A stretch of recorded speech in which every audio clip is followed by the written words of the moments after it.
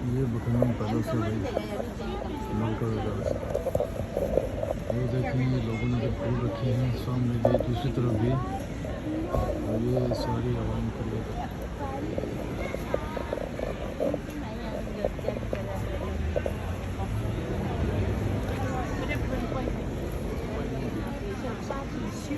लोगों की जहाँ जहाँ जगह मिली है लोगों ने वहाँ फूल रख दी, हमने भी रख दी।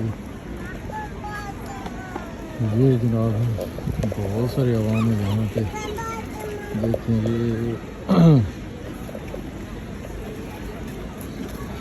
ये एक साइड से पहले से गेट है, लेकिन जो आगे आवाम बहुत ज़्यादा खड़ी है। यहाँ से कुछ खास व्यू नहीं लिया जा रहा, लेकिन मैं कोशिश करता हूँ शायद कुछ नज़र आ जाए। ये देखें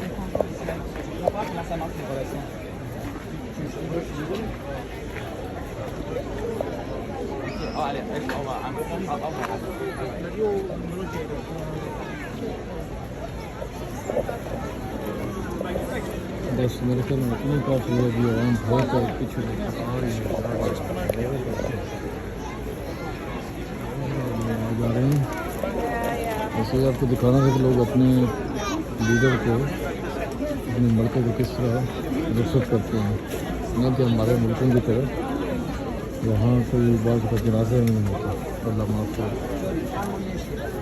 ठीक नहीं, बहुत ठीक है। अल्लाह हाफ़िज़।